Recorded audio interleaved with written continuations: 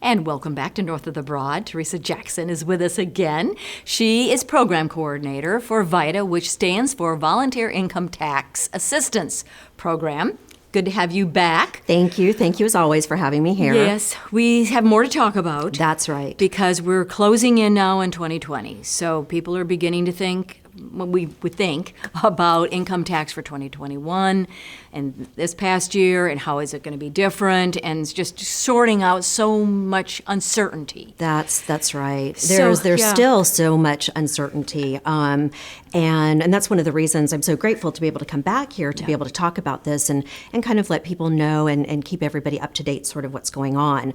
Again, for those that don't know, the VITA program, the LowcountryVITACoalition, is supported by the United Way of the Lowcountry, the IRS, as well as Beaufort County government. So we're very grateful for them. Okay. So all three of those entities. That's correct, yes. Very good. And we provide free tax assistance preparation for working families, individuals, and those with an income level of $60,000 or below, $120,000 for married or filing jointly. Which is pretty, I mean, that's a large. It's a great. Yeah, it is. It encompasses a lot of the community. I had forgotten that, 60 or 120, so that encompasses a lot of people that could use your service. Not poor people, right? Yeah, I mean, these are, people out there. That just are, that's right. I need help. That's correct. Right. Anyone age 60 or above, there is actually no income level for anyone age 60 or above. We serve the Hispanic Latino community as well as the those that are disabled.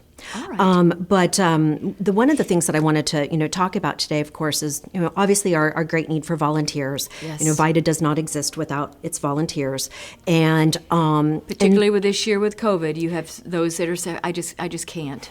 So, that's correct. That is correct. So how are you dealing with that, Theresa? Well, it is pretty much certain at this point that we will not be able to operate traditional sites. Okay. And a lot of my volunteers are in the higher risk category. Yes. And so, and I would never want to put anybody in a place that would jeopardize, their health or safety or those of the people that they love. And also for our clients. So we want to make sure that everybody is safe moving forward, but that we still provide the services. So I am looking at 4 of my busiest sites, which would be the Beaufort Library, the Bluffton Library, Lobeco Library, and St. Helena Library, and then also Deep Well, which is in Hilton Head, so that's actually 5 sites, to do drop-off, where we would create a protocol that people could come, they would drop off the information very safely. Our tax preparers would then prepare those off-site at home, and then they would be able to come back and pick it up. So it would just sort of be a change of hands.